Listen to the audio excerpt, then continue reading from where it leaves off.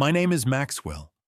I'm 62 years old, and what I discovered in my hospital room shattered everything I believed about the people I love. I thought I knew what pain felt like. I'd broken bones, torn ligaments, survived a heart attack 5 years ago. But nothing, absolutely nothing, prepared me for the kind of agony that comes from lying helpless in a hospital bed, barely conscious, while the woman you've loved for 37 years stands at your bedside planning your funeral with your own son's mistress.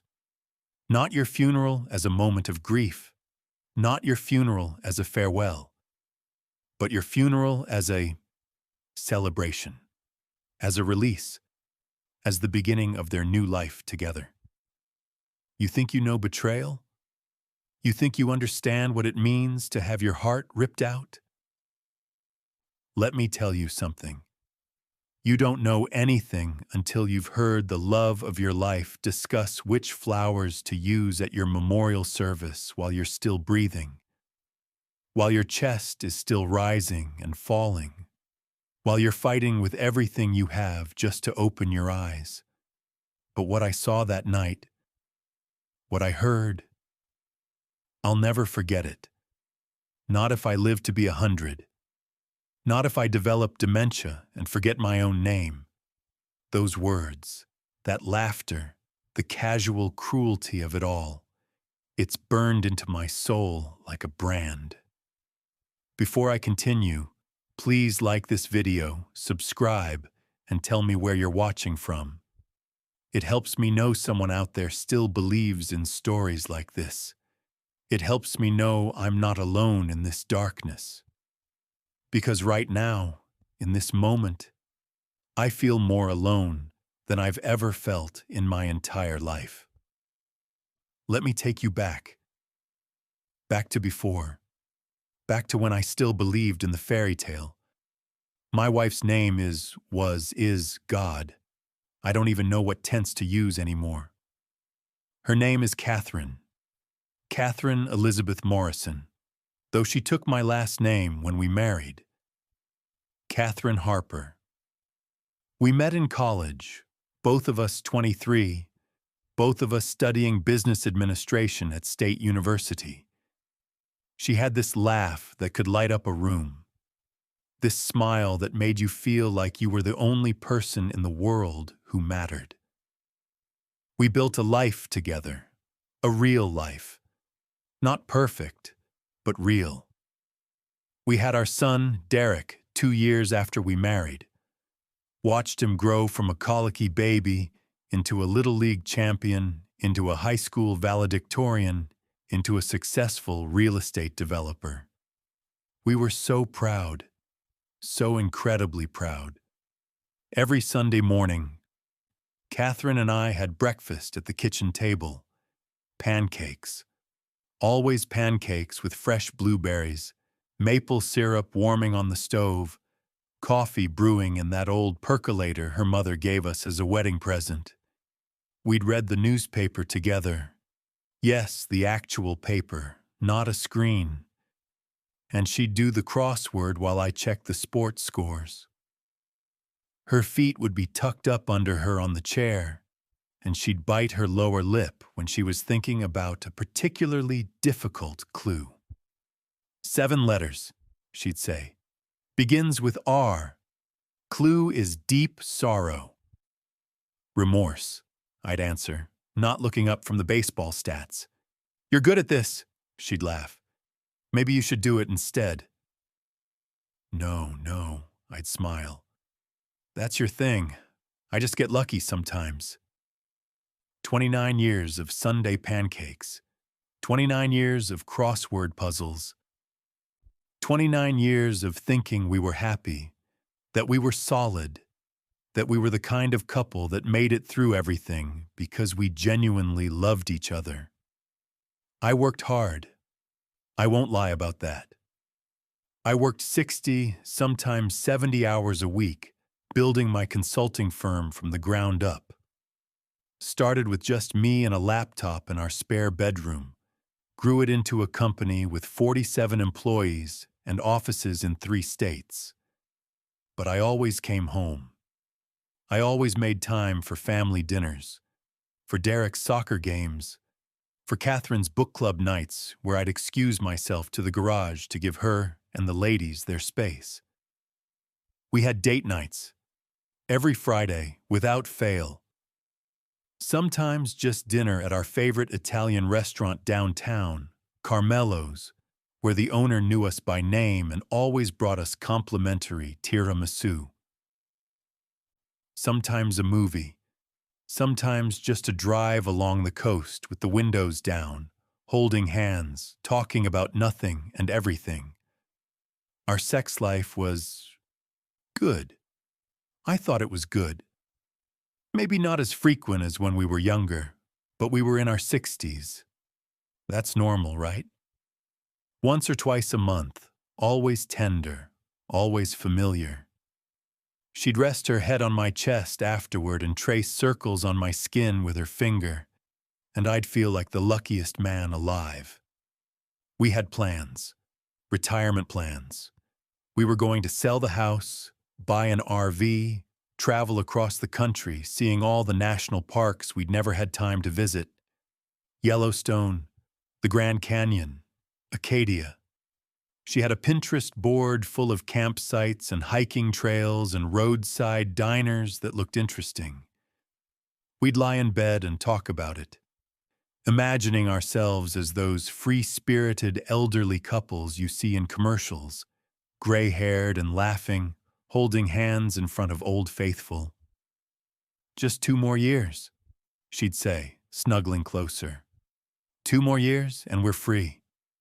"Can't wait," I'd whisper into her hair. "Just you and me, Kath.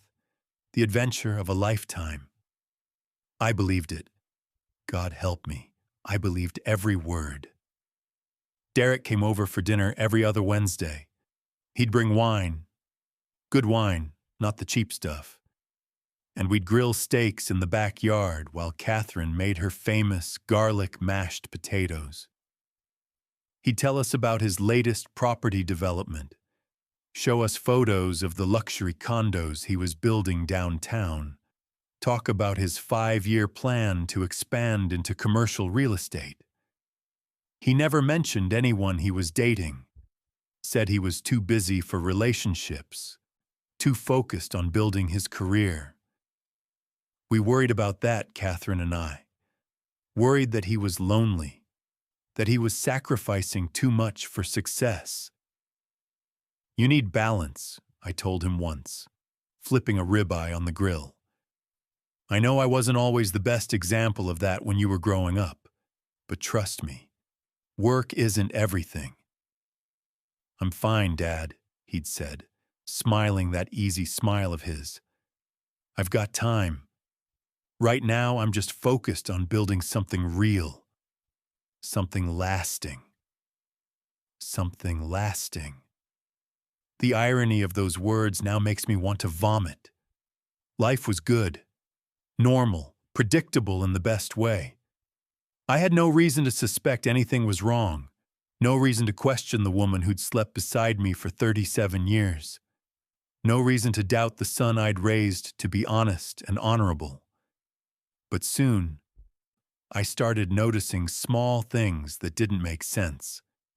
It started about 8 months ago. Small things. Tiny things. The kind of things you tell yourself you're imagining because the alternative is too painful to consider. Catherine's phone habits changed. She'd always been casual about it, leaving it on the kitchen counter while she showered, letting it sit on the coffee table during dinner. But suddenly, it was always in her pocket, always face down, always password protected with a code I didn't know, and I'd never asked for it before because I'd never needed to. I trusted her. "New security feature," she'd said when I asked about it casually one morning. "My bank app requires it now. You know how they are about fraud." Made sense. Perfect sense. Why wouldn't it make sense? She started exercising. Now, don't get me wrong. Exercise is good, healthy. But Catherine had never been particularly athletic. We'd take walks together, sure, but suddenly she was going to the gym 5 days a week, coming home flushed and energized, showering immediately, sometimes twice a day. Feeling old, she'd explained with a self-deprecating laugh. Trying to get in shape before we hit the road in that RV. Want to be able to actually hike those trails, you know? Again, perfect sense, reasonable, logical. Why was I being paranoid? Her book club nights got more frequent. Used to be twice a month, then weekly, then twice a week. She'd come home late, sometimes after midnight, smelling of wine and perfume I didn't recognize. We went to Julia's house this time, she'd say, kicking off her heels in the entryway. You know how she loves to talk. Lost track of time. I wanted to believe her. God, I wanted so badly to believe her. Derek's Wednesday dinners became sporadic. He'd cancel last minute, work emergency, client meeting, property inspection that ran late. When he did come, he seemed distracted, checked his phone constantly, made excuses to leave early. Sorry, Dad. Big deal closing tomorrow. Need to review the contracts. Catherine would walk him to the door. They'd talk in low voices in the hallway. I couldn't hear what they were saying, but sometimes I'd catch fragments. Not yet. Have to be patient. Don't worry. When I asked Catherine about it later, she'd shrug. Just mother-son stuff. He's stressed about work. I'm trying to help him decompress. The touching changed, too. Small gestures that felt different somehow.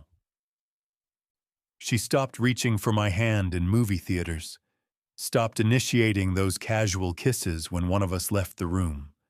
Our date nights continued, but there was a distance in her eyes, like she was there physically, but somewhere else entirely in her mind. Everything okay? I asked her one Friday night at Carmelo's, reaching across the table to take her hand.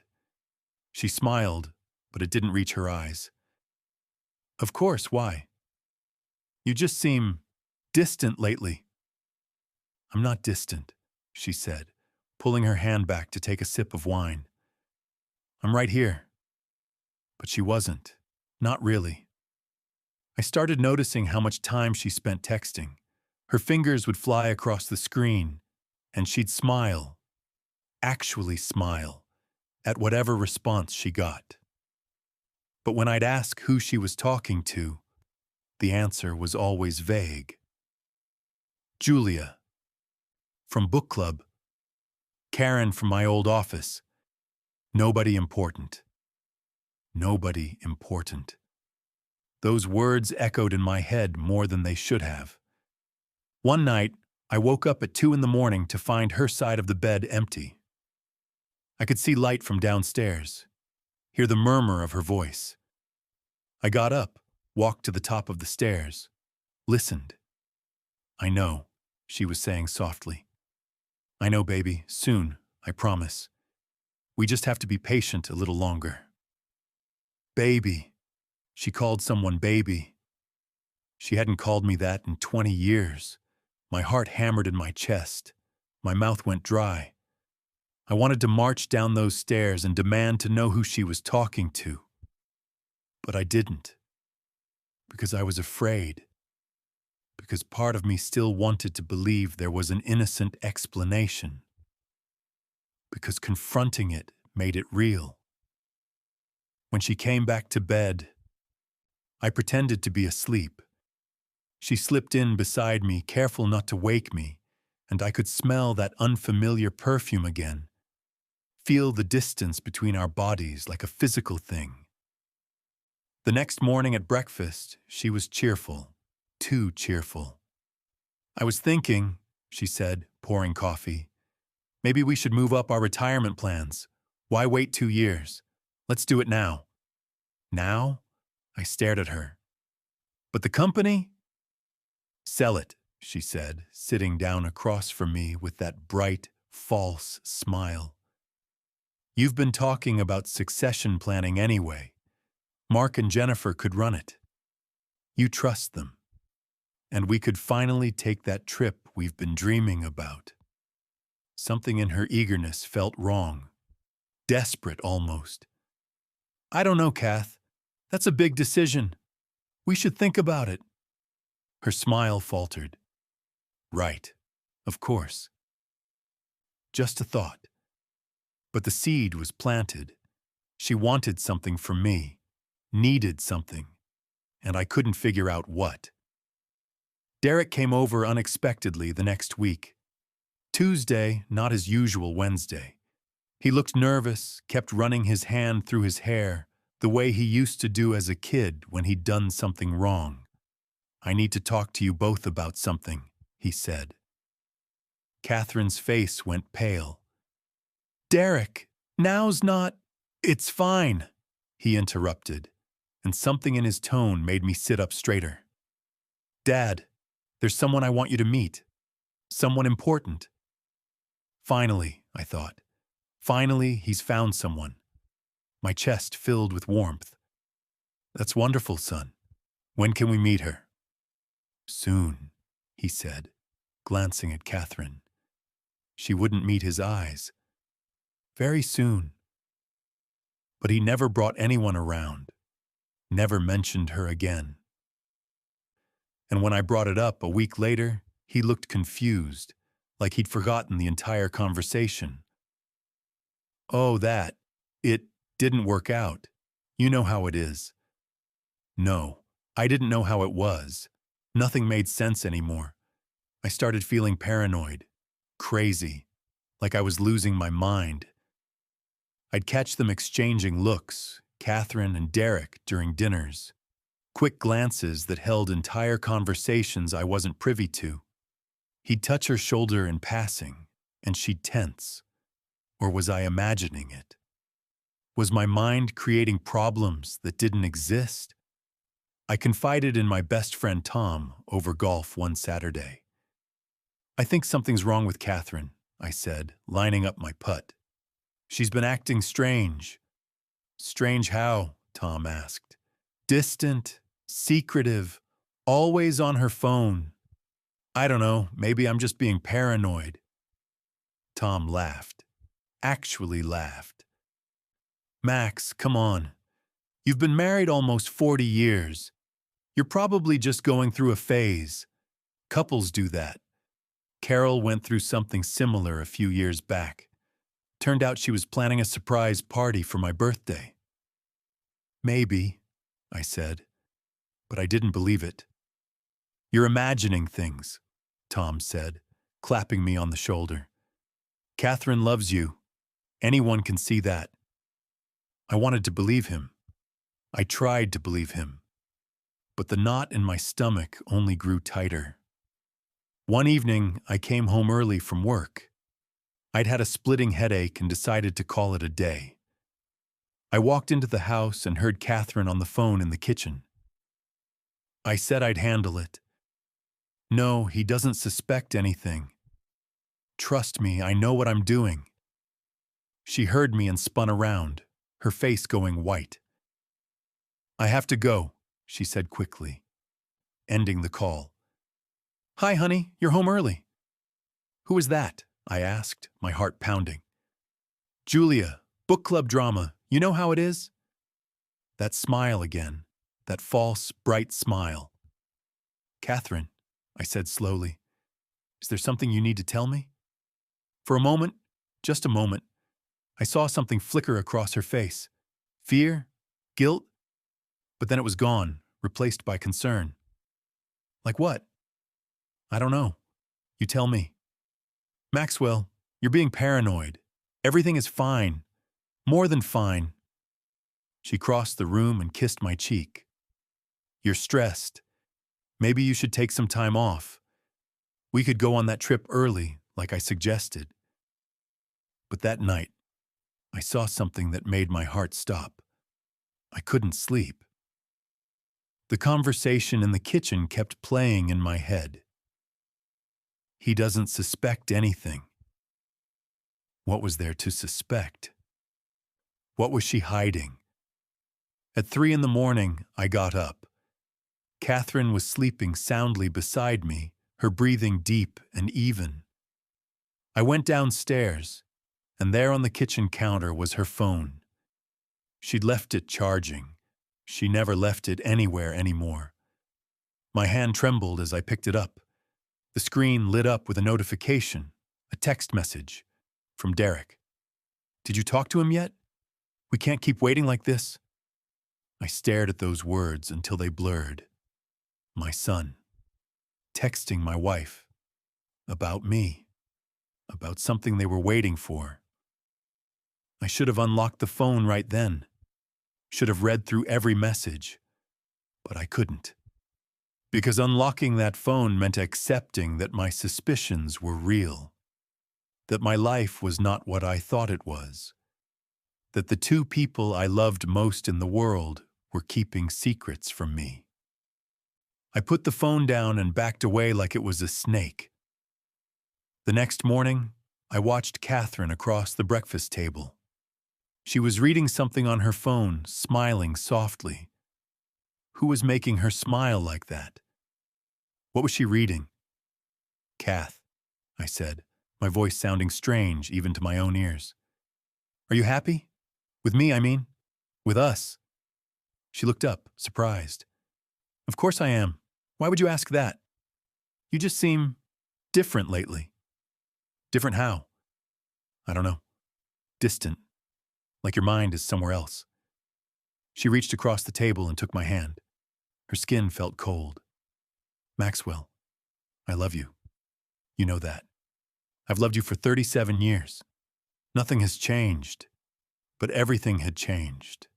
I just didn't know how yet.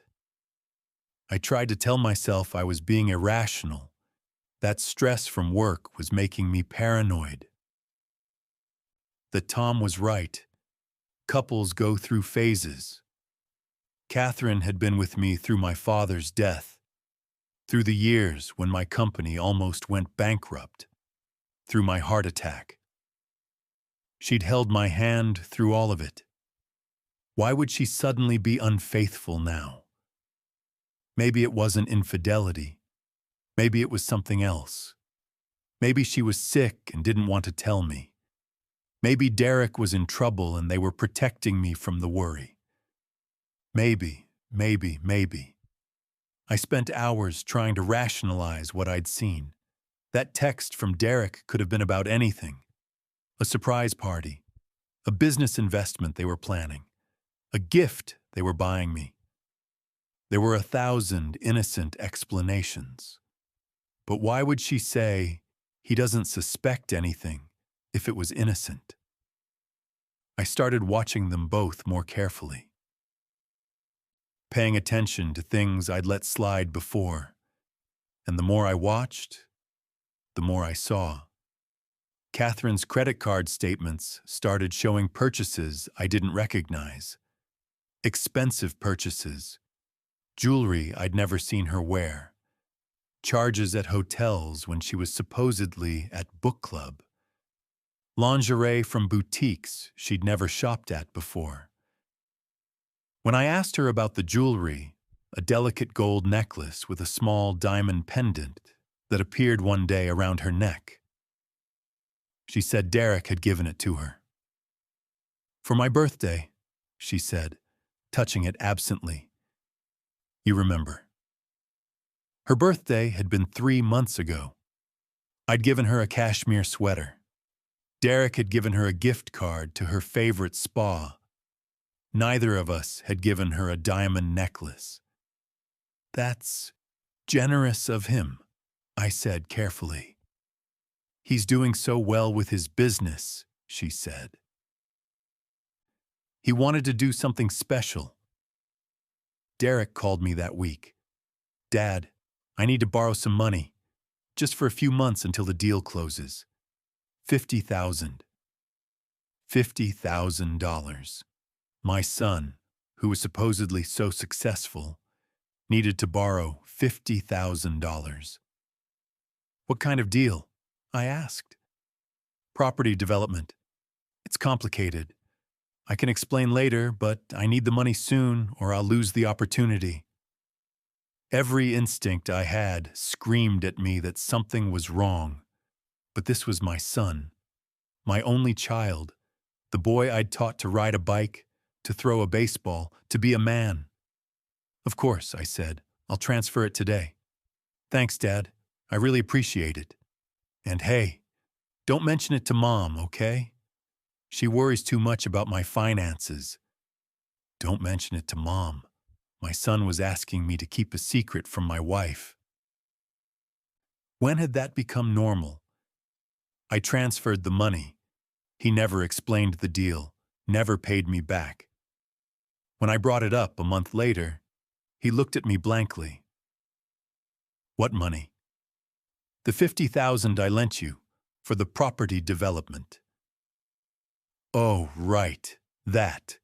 Yeah, the deal fell through. I'll get it back to you soon, I promise. But he never did. I felt like I was drowning, like the ground beneath my feet had turned to quicksand, and I was sinking slowly, unable to find anything solid to grab onto. My wife was lying to me. My son was lying to me. Everyone kept telling me I was imagining things, being paranoid, that everything was fine, but nothing was fine. I went to see my doctor. I think I might be losing my mind, I told Dr. Patterson. I keep thinking my wife is hiding something from me. I see conspiracies everywhere. Is this early dementia? Am I having a breakdown? He ran tests, cognitive function tests, memory tests, depression screening. You're fine, Maxwell, he said. All your results are completely normal. No signs of cognitive decline. No signs of mental illness. You're just stressed.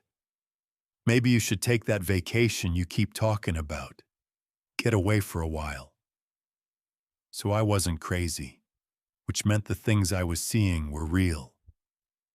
That night I lay in bed next to Catherine and tried to remember when things had started to change. When had her touch become perfunctory instead of loving? When had her kisses become quick pecks instead of lingering moments? When had she started wearing that new perfume? I love you, I whispered into the darkness. She was quiet for so long I thought she'd fallen asleep. Then, I love you too, Maxwell. But her voice was flat, dutiful. The way you'd say bless you after someone sneezed. Automatic, meaningless. I thought about confronting her, demanding the truth. But what if I was wrong? What if I destroyed our marriage over nothing? What if my paranoia pushed her away when everything was actually fine? I was trapped in my own doubt, too afraid to know the truth, too miserable to ignore it. The next morning, Catherine announced she was going to visit her sister in Denver for a long weekend. Ellen's been asking me to come for months, she said. I thought it would be good to get away, clear my head. I'll come with you, I said. No. She said it too quickly, too forcefully, then softer. No, honey, this is sister time. You'd be bored out of your mind listening to us talk. Stay here, catch up on work. I'll be back Monday. She left that afternoon. I watched her pull out of the driveway, and something inside me cracked. I did something I'm not proud of. I called Ellen. Hey, Ellen, it's Max. Just wanted to make sure Catherine got there safely. Catherine? She's not here, Max. I haven't seen her in 6 months. My blood ran cold. She said she was visiting you this weekend. A pause. A long, horrible pause. Max, I don't know what to tell you. She's not here. If she calls you, will you let me know? Of course. Max, is everything okay? I don't know, I said honestly. I really don't know. But the next morning, the evidence was right in front of me and I couldn't ignore it anymore. I sat at the kitchen table with my laptop, my hands shaking so badly I could barely type. Catherine's credit card, the one we shared, the one linked to my banking app, was right there on the screen. Every transaction, every lie. Friday, 3:47 p.m. The Peninsula Hotel, Chicago. 487, Chicago, not Denver, Chicago. Saturday, 11:23 a.m. Tiffany and Coarn, Chicago. $3,240. Saturday, 8:34 p.m. Alinea Restaurant, Chicago. $892. She was in Chicago, buying expensive gifts, eating at one of the most romantic restaurants in the country, while she told me she was having sister time in Denver. I felt like I couldn't breathe, like someone had wrapped their hands around my throat and was squeezing. The kitchen walls seemed to close in on me. This was real. This was actually happening. But with who? Who was she with? I thought about calling her, confronting her right then over the phone. But something stopped me. Some instinct that told me I needed more information. I needed to know the whole truth before I acted. I called Derek. He answered on the third ring, sounding distracted. "Hey, Dad, what's up? I'm kind of in the middle of something." "Your mother's in Chicago," I said, my voice flat. Silence. Long, damning silence. "Oh yeah?" he finally said. "That's nice. Did you know she was going to Chicago?" "No. Why would I?" He was lying. I could hear it in his voice. My son, lying straight to my face. "She told me she was going to Denver to see Ellen." "Maybe she changed her plans," Derek said quickly. "You know how Mom is. Spontaneous." Catherine had never been spontaneous a day in her life. "Derek," I said slowly, "is there something you're not telling me?" "Dad, I really can't talk right now. I'll call you later, okay?" He hung up. My son hung up on me. I sat there staring at my phone, at the credit card statements, at the ruins of my life spread across the kitchen table, and I made a decision. I was going to find out the truth. All of it. Whatever it took. I started with her computer. She'd left it at home, sitting on her desk in the little office we'd set up in the spare bedroom. I'd never snooped through her things before. Never felt the need to. But I felt no guilt now as I opened the laptop and tried to log in. She'd changed the password. Of course she had. I tried her birthday, our anniversary, Derek's birthday. Nothing worked. Then, on a hunch, I tried something else. A sick hunch that made my stomach turn even as I typed it. DEREK2024. The computer unlocked. I sat there staring at the desktop, my hands hovering over the keyboard. My heart hammering so hard I thought I might pass out. Part of me wanted to close the laptop right then, to walk away, to preserve whatever innocence remained. But I couldn't. I had to know. Her email was already open. I started scrolling through the inbox. Most of it was routine. Newsletters, shopping receipts, emails from friends. But then I saw a folder I'd never noticed before. It was simply labeled D. My hand trembled as I clicked it. Hundreds of emails, hundreds, spanning back almost 2 years. "My darling D, I can't stop thinking about yesterday. I know we have to be careful, but I'm tired of hiding. He suspects something. We need to be more careful. When he's gone, we'll finally be free." I read email after email, each one a knife twisting deeper into my chest. the explicit details of their encounters, the planning, the deception, the casual cruelty with which they discussed me, discussed my death like it was an inconvenience they were waiting to be over with. But there was something strange, something that didn't quite make sense. The emails never used names, never said specifically who D was. I knew, God, I knew in my bones it was Derek, but there was no proof, no explicit confession, and there was something else. References to our plan, to the timeline, to after it happens. What were they planning? What was going to happen? I found a document buried in her files, a Word document labeled estate planning. I opened it, and my blood turned to ice. It was a detailed breakdown of our assets. The house, my company, our investment accounts, our life insurance policies, everything we owned, itemized with current values and notes about how it would be distributed after my death. After my death. There were notes in the margins, written in Catherine's handwriting. Sell immediately. Transfer to offshore account. Split 60-40. And at the bottom, in bold letters, estimated timeline, 6 to 8 months. 6 to 8 months. Until what?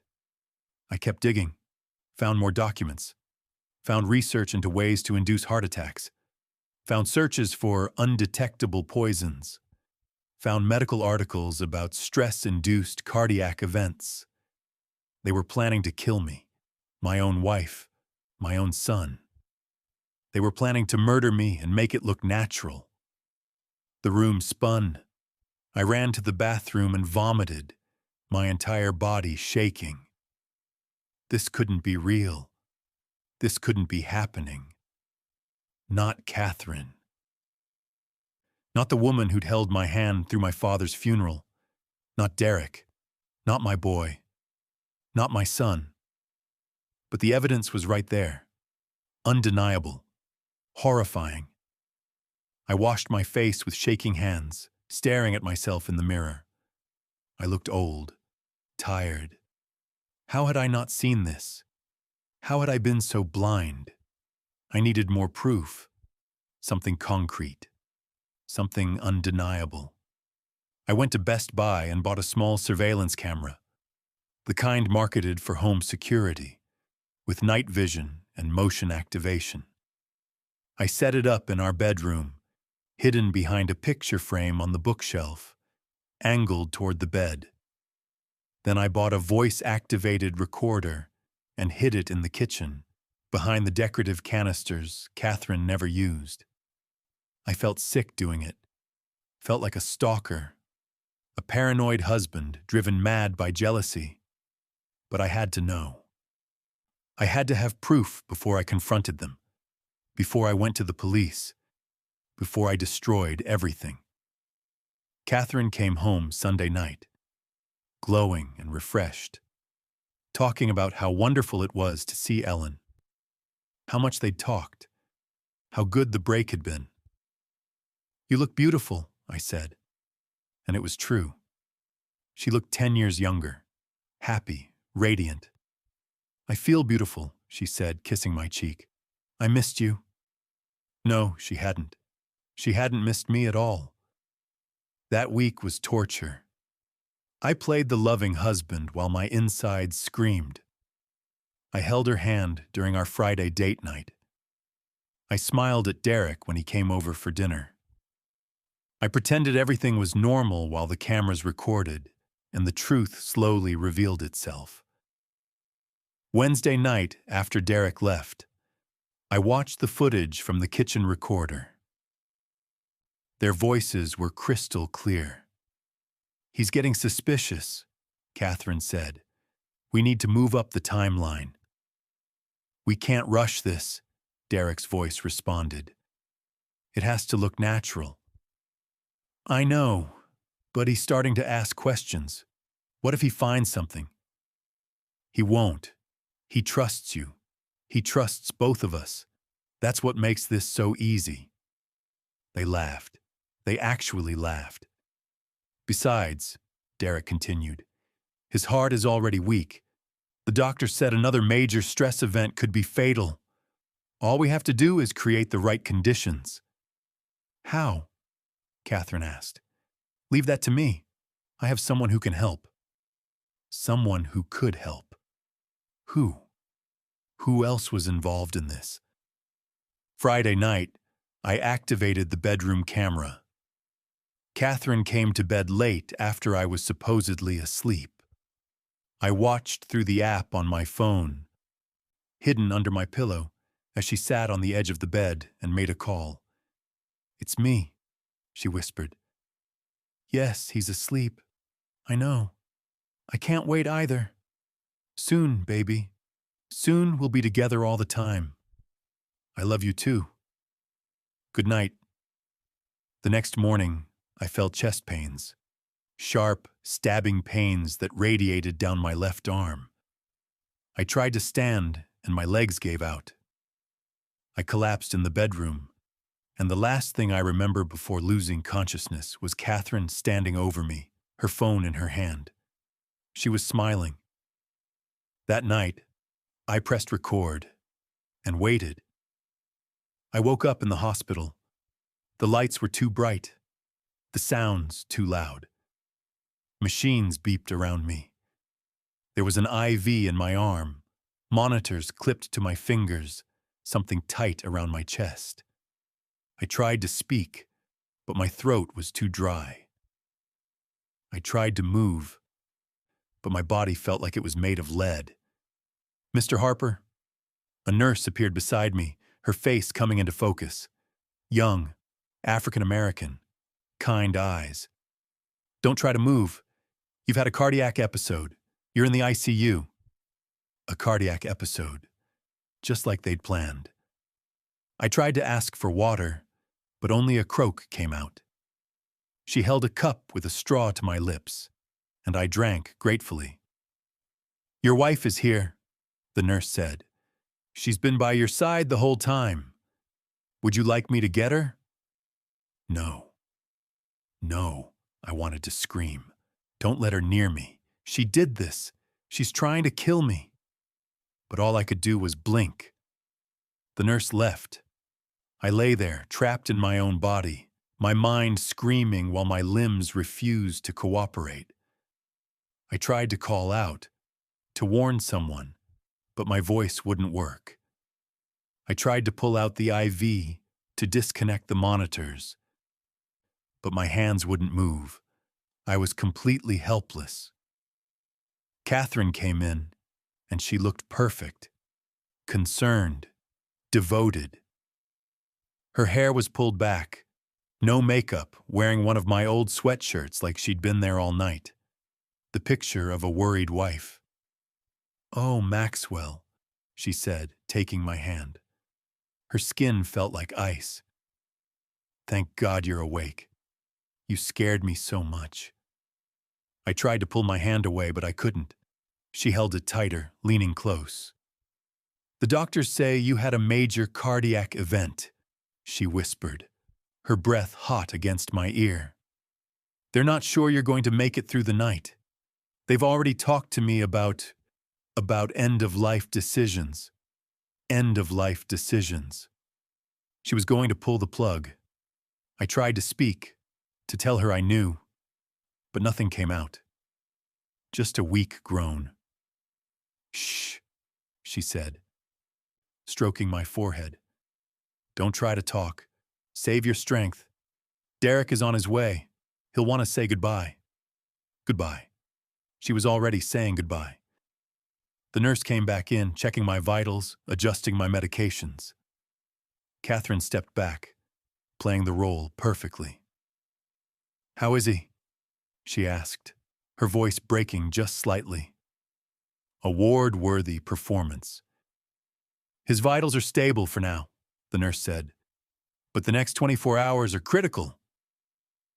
Are you okay, Mrs. Harper? You should go home and get some rest. I can't leave him, Catherine said. What if something happens? We'll call you immediately if there's any change. You need to take care of yourself, too. Catherine hesitated, then nodded. You're right. I should go home, shower, change clothes. I'll be back in a few hours. She leaned down and kissed my forehead. To anyone watching, it looked tender, loving, but I felt the coldness of it, the finality. I love you, Maxwell, she whispered. Always. She left. The nurse adjusted my medications again, made some notes on her chart, and followed her out. I lay there alone, staring at the ceiling, tears running down my face. I was going to die here, in this hospital bed, and everyone would think it was natural. A weak heart finally giving out. They'd have a funeral. Catherine would cry beautifully. Derek would give a moving eulogy. And then they'd take my money and live happily ever after. Hours passed. The medication made everything fuzzy. I drifted in and out of consciousness, never fully asleep, but never fully awake either. Trapped in a twilight state where nightmares and reality blurred together. At some point, Derek arrived. I sensed him before I saw him, heard his voice in the hallway talking to the nurse. Then he was there, standing beside my bed, looking down at me with an expression I couldn't read. Hey, Dad, he said softly. I tried to glare at him, to show him I knew, but my eyes wouldn't focus properly. He pulled a chair close to the bed and sat down. I need to tell you something, he said, his voice low. And you can't tell Mom I told you. Was this it? Was he going to confess? I'm sorry, Dad. I'm so sorry for everything. But you have to understand. I didn't have a choice.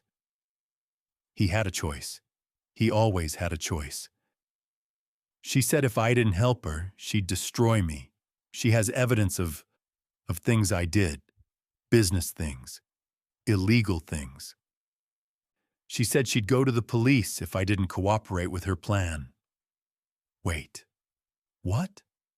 I never wanted this, Derek continued, his voice breaking. I love you, Dad. You have to believe me. But she's been planning this for years, ever since your first heart attack. She saw an opportunity and she's been working toward it, and she dragged me into it. Said we'd split everything. Said it was the only way. My son. My boy. Caught in Catherine's web. But I can't do it, he said, tears streaming down his face. I can't let her kill you. I've been trying to figure out a way to stop her, to warn you, but she watches everything, controls everything. I didn't know what to do. He reached out and took my hand, and this time the touch felt real. Desperate. I'm going to fix this, Dad. I promise. I'm going to make this right. But you have to hold on. You have to fight. Can you do that?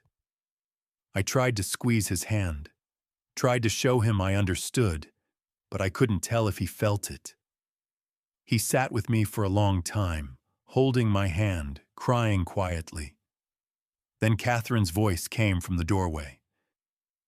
Derek, I didn't know you were here. He pulled his hand away quickly, wiping his eyes. Just got here. Wanted to see Dad. Of course, Catherine said, coming into the room. He's been stable all evening. The doctors are cautiously optimistic. Were they? Or was she lying again? That's good, Derek said, standing up. His whole demeanor changed. Closed off, guarded. I should go. Let you two have some time alone. Actually, I was hoping we could talk, Catherine said. In the cafeteria, maybe? Give your father some quiet time to rest.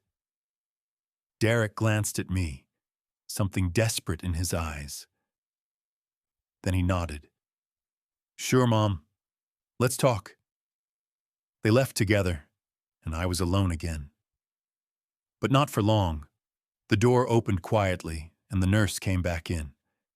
The same one from before. She checked my monitors, made some notes, and then did something unexpected. She leaned close and whispered, "I heard them, Mr. Harper. Earlier when they thought I'd left the room. I heard what they're planning." I froze. She knew. "I've called hospital security," she continued, her voice barely audible. "And the police. They're reviewing the security footage now. But you need to hold on, okay? You need to stay alive long enough for them to get here." I wanted to cry, to thank her, to tell her she'd just saved my life.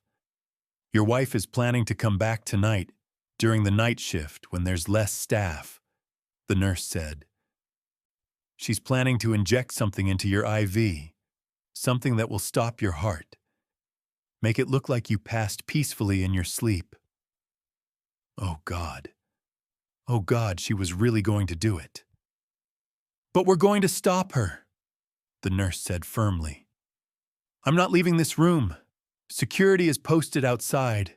She's not going to get near you. You're safe now." The relief that washed over me was so intense I actually felt pain. After months of fear, of paranoia, of feeling crazy and alone, someone finally believed me. Someone was finally protecting me. The nurse, her name tag said Maria, smiled down at me. "Rest now. You're going to be okay." I closed my eyes, and for the first time in months, I felt something like peace. But what happened next was even worse than I could have imagined. I must have fallen asleep, because I woke to the sound of raised voices outside my room. My eyes felt heavy, my mind foggy from the medication, but I could hear the argument clearly through the door. "I'm his wife. You can't keep me from seeing my own husband." Catherine's voice, sharp with anger. "Ma'am, I understand, but we need you to wait here while we sort some things out." A man's voice, firm, official. "Sort what out? What are you talking about? If this is about privacy protocols." "Mrs. Harper, I'm going to need you to come with me." A different voice, harder. "We have some questions we'd like to ask you." Questions? About what? "My husband is dying in there and you're—" "Ma'am, come with me, now." There was a scuffle, Catherine's voice rising in pitch, becoming shrill. "Get your hands off me! Derek, help me!" Derek's voice joined the mix. Confused. "What's going on? Mom?" "Sir, you need to step back." "That's my mother! What are you doing to her?" "Sir, step back now or you'll be detained as well." I tried to sit up to see what was happening, but my body still wouldn't cooperate. Maria was beside me immediately, her hand on my shoulder. "It's okay," she said. "They're arresting her. She tried to get past security. She had a syringe in her purse." A syringe. She'd actually brought it. She was actually going to kill me tonight. The reality of how close I'd come to death hit me like a physical blow. If Maria hadn't overheard them, if she hadn't called the police, if I'd still been alone and helpless. "What about Derek?" I managed to croak out. Maria's expression softened. "He's being questioned, but from what I understand, he's cooperating. Telling them everything. Everything." My son was finally telling the truth. The voices in the hallway faded, footsteps retreated, then silence. Heavy, profound silence. A man in a suit entered my room, showing his badge. "Detective Morrison, Homicide Division." "Mr. Harper, I'm sorry to intrude while you're recovering, but I need to ask you some questions if you're able." I nodded weakly. "How long have you suspected your wife was trying to harm you?" I opened my mouth, tried to speak, but my voice was too weak. Maria handed me a pen and paper. With shaking hands, I wrote, "Months. Have proof. Home security cameras. Emails." Detective Morrison read my note and nodded. "We'll need access to those. Can you give us authorization?" I wrote down my address, the security code, where to find Catherine's laptop. "We've already obtained an emergency warrant based on what the nurse overheard and what your son has told us," the detective said. "But your direct testimony and evidence will help build a stronger case." I wrote, "Derek, your son is currently giving a statement. He claims he was being blackmailed into participating, that your wife threatened to turn him in for some financial crimes if he didn't help her. We're investigating those claims. Financial crimes, the loan he'd asked for, the money that disappeared. She'd set him up. Catherine had systematically trapped our son into helping her murder me. The rage that filled me was so intense I thought I might have another heart attack. That woman, that creature I'd slept beside for 37 years. She'd not only tried to kill me, she'd corrupted our son. Turned him into an accessory to murder, destroyed him along with me. "Is there anyone we can call for you?" Detective Morrison asked. "Family? Friends?" I thought about Tom, about Ellen, Catherine's sister, who had no idea her sibling was a monster, about all the people who'd told me I was being paranoid, that I was imagining things. I wrote, "Tom Grayson," and his phone number. "We'll contact him. For now, you need to focus on recovering. We have officers posted outside your room. You're safe, Mr. Harper. She can't hurt you anymore." But she had hurt me, in ways that went so far beyond physical that I couldn't even begin to process it. She'd killed me in every way that mattered, except the literal one. Killed my trust, my faith in people, my belief in love. The next few days were a blur. Doctors monitored my heart. Detectives came and went with questions. Tom arrived, looking shocked and devastated, holding my hand while I wept. "I should have believed you," he kept saying. "When you told me something was wrong, I should have listened." "God, Max, I'm so sorry." Derek came to see me once they'd cleared him of criminal charges. He looked like he'd aged 10 years in a week, hollow-eyed, broken. "Dad, he started, then broke down sobbing. "I'm so sorry. I'm so sorry. I was weak. I should have told you immediately. I should have gone to the police. Instead, Stop," I managed to say. My voice still weak but functional now. "Tell me everything, from the beginning." He pulled a chair close and told me the whole sordid story. How Catherine had approached him 2 years ago with an opportunity. How she'd been having an affair with someone. He didn't know who. She wouldn't tell him, and wanted to be free. How she'd promised him half of everything if he helped her. "I said no at first," Derek said, his voice shaking. "I told her she was insane, but then she showed me she had evidence of some deals I'd made, some shortcuts I'd taken, bribes I'd paid to city officials to fast-track permits. If she went to the authorities, I could lose everything. My business, my reputation. I might go to prison." "So you agreed," I said, not a question. I thought I could stall her, buy time, figure out a way to stop her without destroying myself in the process. But she kept pushing, kept demanding I do more, help her more. And I was so scared, Dad. So terrified of losing everything I'd built. "You were going to let me die," I said flatly. "No." He looked at me with desperate eyes. "No, I swear." I was trying to figure out a way to warn you without her knowing. That's why I came to see you in the hospital. I was going to tell you everything, but then she showed up and you chickened out again." He flinched like I'd hit him. "Yes, I'm a coward. I know that now. But I was going to make it right. I was going to tell the police everything the next morning. I swear to you." Maybe he was telling the truth. Maybe he'd actually grown a conscience at the last minute. Or maybe he was just trying to save himself. I didn't know which, and I was too exhausted to figure it out. "Who was she having an affair with?" I asked. Derek looked confused. "I don't know. She never told me. Never let me meet him.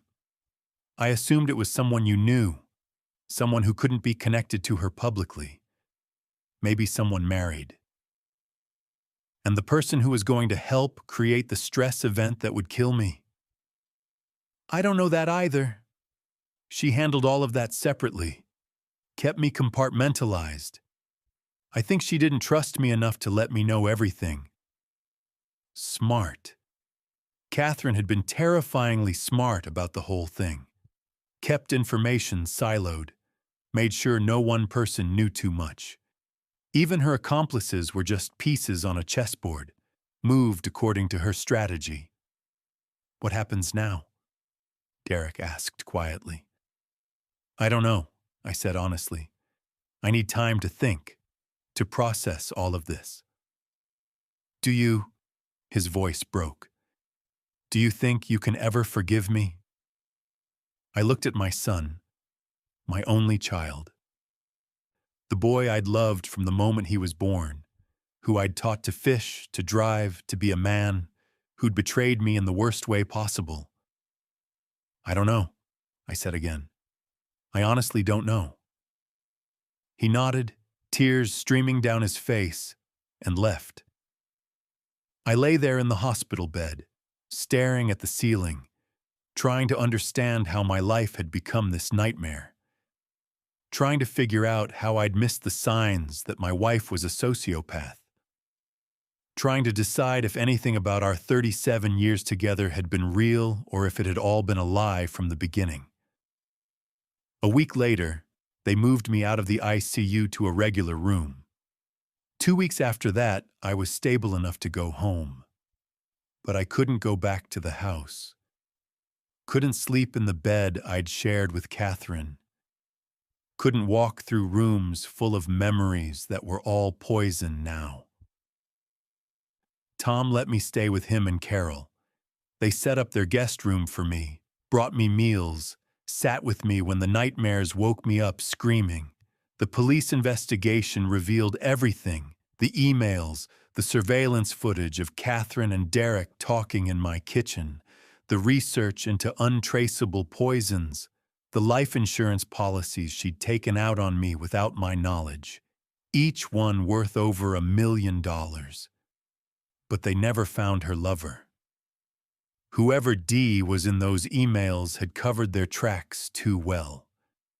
The police theorized it might have been a woman, given the initial, or someone named David, Daniel, Dominic. They investigated dozens of possibilities, checked Catherine's friends, her book club members, her gym trainer. But whoever it was had been careful, smart, maybe even smarter than Catherine. Unless there was no lover at all. Unless that was just something she'd made up to manipulate Derek. To make him think someone else was pulling the strings, to keep him off balance and compliant. I thought it was over. But I was so wrong. The trial happened 6 months later. The prosecution had built an ironclad case. The emails, the security footage, the syringe they'd found in Catherine's purse containing a concentrated potassium solution that would have stopped my heart instantly. Derek's testimony as a cooperating witness. I sat in the courtroom day after day, Watching my wife of 37 years sit at the defense table in an expensive suit, her face carefully neutral. She never looked at me, never acknowledged my presence. It was like I didn't exist. Her lawyer tried every trick in the book. Claimed the emails were fabricated, claimed Derek was lying to save himself, claimed I was a paranoid, controlling husband who'd driven her to desperation, claimed the medication in the syringe was for her own medical use, that it was just coincidence she'd brought it to the hospital. But the evidence was overwhelming. The jury deliberated for less than 4 hours, guilty on all counts: attempted murder, conspiracy to commit murder, insurance fraud. The judge sentenced her to 25 years to life. She'd be nearly 90 before she was eligible for parole. When the bailiff led her away in handcuffs, she finally looked at me, and she smiled. Actually smiled. Like this was all just a game she'd lost and she'd get another chance to play later. I wanted to feel satisfaction, victory, justice, but all I felt was hollow. Derek wasn't charged criminally, but the investigation into his business dealings destroyed him anyway. The bribery charges came to light. His real estate license was revoked. His company went bankrupt. He lost everything, just like Catherine had threatened. He called me a few times after the trial, left voicemails I didn't return, sent letters I didn't open. I knew I should feel sympathy for him. He'd been manipulated, blackmailed, trapped, but I couldn't get past the fact that he'd been willing, however reluctantly, to let me die. Tom and Carol were wonderful. They let me stay with them for 8 months while I got my life back together. While I went to therapy 3 times a week, trying to process the trauma. While I had panic attacks in the middle of the night, convinced someone was trying to poison my water, my food, my medication. It's going to take time, my therapist, Dr. Chen, told me. What you experienced was a profound betrayal by the 2 people you trusted most in the world. Your sense of safety, of reality itself, has been shattered. Healing from that doesn't happen quickly. I sold the house. Couldn't stand to be in it anymore. Every room held memories that were now contaminated. The kitchen where Catherine had planned my murder. The bedroom where she'd lain beside me night after night, plotting. The dining room where she and Derek had looked at each other with secret understanding while I ate my dinner, oblivious. I sold my company too. Retired fully at 62, which had been the plan anyway. Just not like this. Not under these circumstances. The money from both sales was substantial, enough to live comfortably for the rest of my life. But I didn't care about the money, didn't care about anything really. I went through the motions, woke up, ate breakfast, took my heart medication, went to therapy, ate dinner, went to bed, day after day after day, just existing. Tom tried to get me interested in things: golf, fishing, travel. Remember that RV trip you and Catherine planned? You could still do it. By yourself, see the country, find yourself again. But I couldn't imagine it. Couldn't imagine enjoying anything ever again. Ellen called me, Catherine's sister. She was devastated, couldn't understand how her sibling could have done such a thing.